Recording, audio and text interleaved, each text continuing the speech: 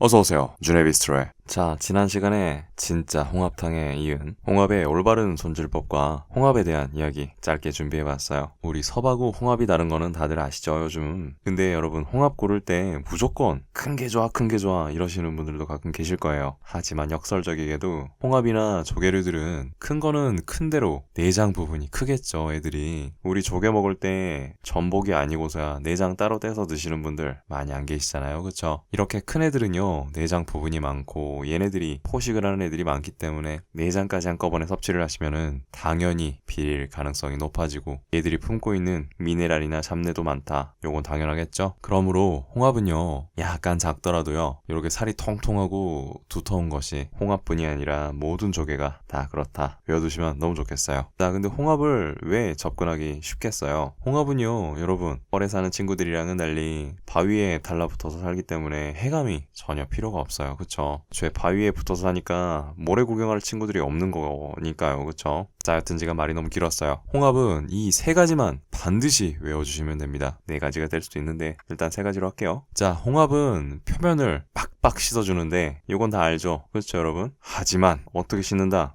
이거 가볍게 보시는 분들 너무 많습니다. 심지어 한국 유명 셰프님들도 간과하시는 분들 너무 많으세요. 조개류나 홍합류들은요, 씻을 때는 반드시 염수로 씻어야 됩니다. 일반 물에서 홍합을 씻어버리면요, 조개나 홍합이 맛있는 성분들을 스트레스를 받아서 다 뱉어버리기 시작하거든요. 흔히 물로 씻다 보니까 씻는 물이 탁해진다 이런 질문들 가끔 보는데요. 이게 바로 그 맛있는 성분들이에요. 미네랄이나 기타 성분들을 이때 스트레스 받으면서 다 뿜어버리니까 절대로 맨물에서 씻으면 안 됩니다. 자, 두 번째, 홍합은 씻다가 보면은요, 가라앉는 것과 뜬 게 존재를 합니다. 자, 여러분, 깜짝 퀴즈. 가라앉는 것과 뜬 거, 어떤 게 신선할까요? 3초 드릴게요.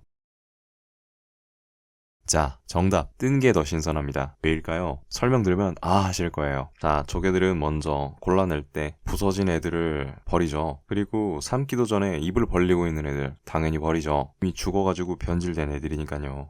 역설적으로 이렇게 생각해 보시면 될 거예요. 신선하다 그러면 애들이 꽁꽁 뚜껑을 덮고 있겠죠. 그러면 물에 띄었을 때 애들이 어떻게 되겠어요? 안에 공기층이 있으니까 뿅뿅 위로 떠오르겠죠. 특히 염수니까 더 잘 떠오를 거예요. 그쵸?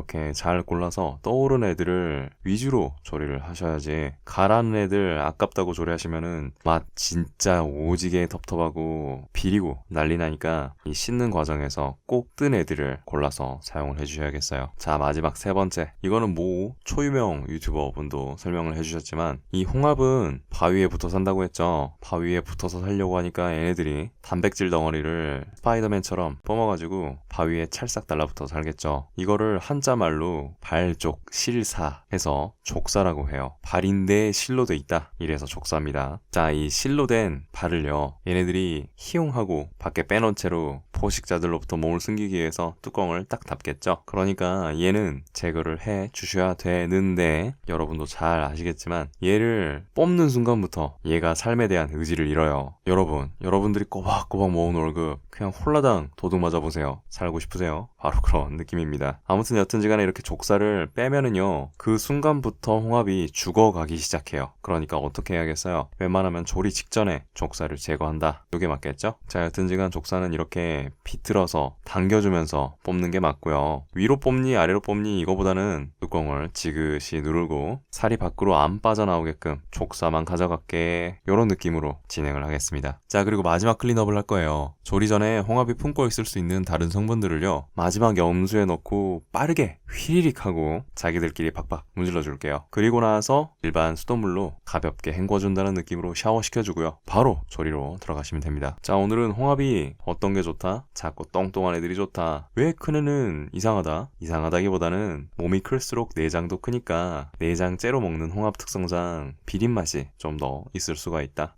홍합은 어떻게 씻는다? 염수로 씻는다. 염수 비율은 물 용량의 3%다. 일반 물로 씻으면 안 돼요. 자, 그리고 뜬 애가 좋다, 가라앉는 애가 좋다? 뜬 애가 좋다. 왜? 알죠? 자, 그리고 족사는 언제 뜨더라? 본 요리 식전에 뜨더라.